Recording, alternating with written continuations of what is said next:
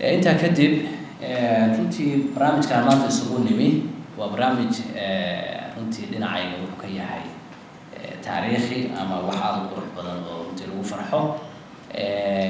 platformada nooca kanina waxay muujinayaan sida Puntland ay u qaangaartay in maanta aan maxaan ku irahdaa shaqo abuurkii iyo maxaan ku irahdaa xirfadii dadkeenu oo loo kala soo baxay aan maxaan ku irahdaa ka wada hadlayno qaabkii la isugu xiri lahaa oo aan gaabkaas runtii caqabadooda ka haysatay oo dhinaca farsamada ah wax badan baan waxaan arki jiray iyadoo gaabiska lagu qoro inay tahay xirfad la'aan wax kasta la leeyahay waxyaabaha dadka korontada qaaliga markay tahay waxyaabaha laga hadli jiray wax ka mid ahaa inay xirfadii yar tahay oo dadkii xirfadda lahaa ay maxaan ku irahdaa waayo waxaan xasuustaa hadda ka hor xilli aan Nexon la shaqeynay aniga laftaydu motor $100,000 ka badan ku fadhiya baa waxa ka xumaaday oo ka gubtay dial baa la yiraahdo oo electronic system ka kamid ah oo runtii hadii la qiimeeyo noqon kara $0.0000 يعني wax shilimaad ah u dhigmi kara waxay noqotay in la helo xirfadle dhalaalin kara oo intuu system ka bedelo spare part-ga horta ma la helayaa ka horeysa kadibna xirfadle bedeli kara oo dhalaalin kara oo hubi kara in waxay noqotay la doono oo ticket loo doono marka waxyaaba marka qaaliga ka dhigaya korontada oo kale waa ka mid ah sidoo kale waa run jaamac ka mid ah day suuqa tagaasimaha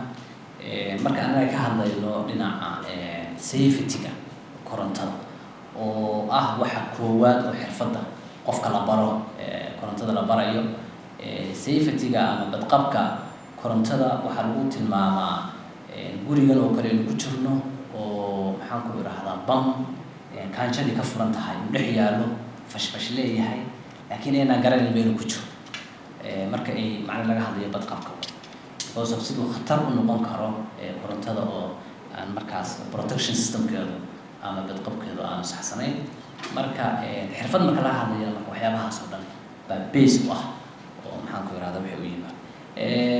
marka xirfadda korontadu macnaheedu waxa weeye dadkii skilled marka uu yahay oo dadkii xirfad bartay waxa yaraanaya caqabad badan oo ina ka haystay ama dhibaatooyin badan oo soo wajahay halkeedii baa leeyahay wax kale oo badanaya wax soo saarkii iyo maxaan ku irahdaa isku tashiga sida la socotaan dawladdu waxay qaadatay 2024 daarashan waxay aadayeen isku tashi iyo in wax la soo baxo oo production ka aado waxa runtii farxad aniga ay ahayd maalin dhawada aan hawlo yar oo personal u aaday baran waxaan ka qayb galay arday waxay sameeyeen thesis-ka daafacanayay oo geology ka baxay baran jaamacadda ku taala waa jaamacadda kaliya oo bixisa geology-ga ama cilmiga dhulka oo ardayda difcadii koowaad ay ka qalin jabisay hadda ka qalin jabinayso 36 arday baan filayaa inay ahaayeen 4 baa gabdha ahay waa number yar marka dhinaca laga eego laakiin waxa hadana farxad ah in gabdhihii laftoodii ay xitaa macaalinti ay barteen iyada lafteeda waxay farxadii ahayd aniga si gaar ah in dadkii xitaa macaalinti ay inoo soo baxayaan dad professional ah waayo walwalka ugu badan oo nahaya waxa weeye dadkan ajaanibta ah waddanka imanaya waxa ay qaadanayaan marka inaan naqaano waxa aan haysano waxa layna ka qaadanayo iyo waxa aan gadayno qiimihiisa iyo xitaa value-giisa ama waxa uu ka kooban yahay marka runtii waxa ay muuqata farxad weyn waana rajeynayaa insha Allah hadii Ilaahay mar kasta oo xirfadu kor u kacdo